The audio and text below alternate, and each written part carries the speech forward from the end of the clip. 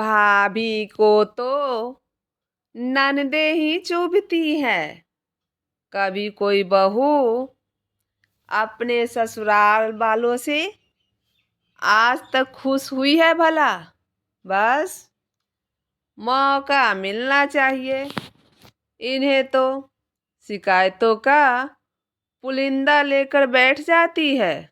जब देखो ससुराल वालों को देखकर बस मुंह सूजा रहता है, और मायके वाले आ जाए तो चेहरे पर से मोती झड़ते हैं।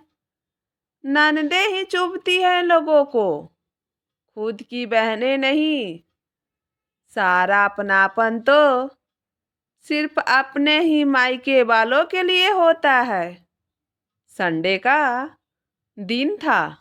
सुमित्रा जी बड़बड़ाए जा रही थी और यहाँ सुलोचना अपने कामों में लगी हुई थी। पता था कुछ भी बोलना अपना ही सिर फोड़ने के बराबर है, इसलिए चुपचाप कामों में लगी थी। यह तो रोज का ही तमाशा था। वर्किंग है इसलिए रोज तो बच जाती थी, पर आज संडे है तो सुनना ही पड़ेगा। आज तो फिर भी सुमित्रा जी अकेले ही बैठी थी, नहीं तो बेटा संदीप भी साथ में बैठकर पंचायत कर रहा होता था। और दोनों माँ बेटे का सबसे फेवरेट टॉपिक भी सुलोचना ही होती थी। भगवान जाने ये बेवजह की अफवाह कौन फैलाता है कि औरतों को ही सिर्फ पंचायतों का शौक होता है। कभी किसी घर में अगर बहू पुरान चल रही हो तो देखा करो गौर से, घर के पुरुष भी मिर्च मसाला लगाकर चटकारे लेकर पंचायती करते हैं। खैर थोड़ी देर पहले ही सुलोचना की दीदी और जीजाजी आकर गए हैं। संदीप घर पर नहीं था और सासू माँ भी उनके साथ बैठकर बात नहीं कर रही थी, इसलिए उन्हें चाय नाश्ता देने के बाद सुलोचना उनके पास बैठकर खूब हंस बोल रही थी।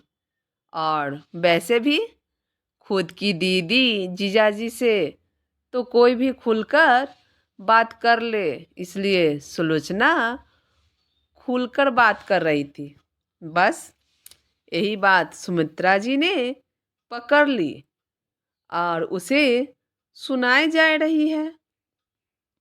अरे हमारी भी बिटिया आती है, लेकिन मजाल है कोई इतना हंस बोल ले उनसे।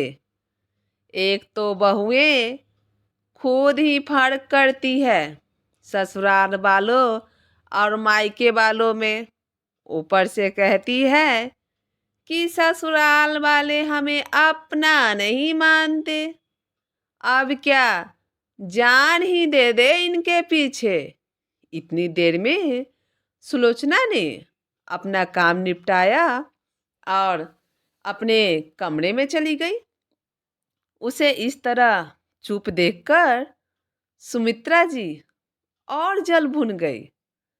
अब तो बात उनके ईगो पर आ चुकी थी। अब तो उन्होंने और जोर से बोलना शुरू कर दिया। तो सुलोचना को निकलकर बाहर आना ही पड़ा।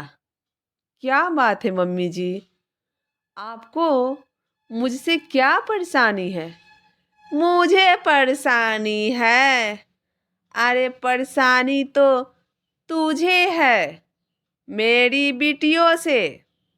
जब वो लोग आती है तो उनके पास बैठकर बात नहीं करती। अरे मेरी बच्चियों की एक ही भाभी है, थोड़ा सा मान सम्मान दे दोगी तो तुम्हारा क्या बिगड़ जाएगा? मेरे बच्चों का भी मन भरा रहेगा अपने मायकों से। माफ करना मम्मी जी, लेकिन मुझे भी चुपचाप बैठने का कोई शौक नहीं है। पर पता तो चले कि कब कौन सी बात पकड़ ली जाएगी, इसलिए चुप रहती हूँ। कहकर सुलोचना अपने कमरे में चली गई। सुमित्रा जी को अपनी और अपनी बेटियों की गलतियाँ अच्छे से याद आने लगी। जब सुलोचना शुरू शुरू में शादी होकर घर आई थी, वह जब भी साथ बैठकर कोई बात करती थी तो उसकी हर बात को पकड़कर उसका मुद्दा बना दिया जाता था। और जब तक सुलोचना माफी न मांग ले, उस मुद्दे को रबड़ की तरह खींचा ही जाता था। 7 महीने पहले जब सुमित्रा जी की बेटियां आई थी, तब सब लोग बैठकर बातें कर रहे थे और सुलोचना रसोई में काम कर रही थी। अभी सबको खाना खिलाकर फ्री हुई थी, इसलिए रसोई की सफाई कर रही थी। इतने में छोटी ननद ने कहा, भाभी जरा चाय तो बना लो।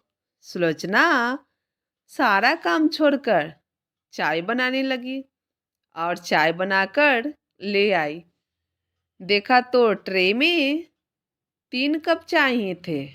यह देखकर सुमित्रा जी ने कहा, बहू यह तो सिर्फ 3 कप चाय है, हमें तो 4 लोग हैं। मम्मी जी, आपने ही तो कल मना किया था कि खाना खाने के बाद मैं कम से कम 1 घंटे से पहले चाय नहीं पीऊंगी। आपको गैस की समस्या हो जाती है ना।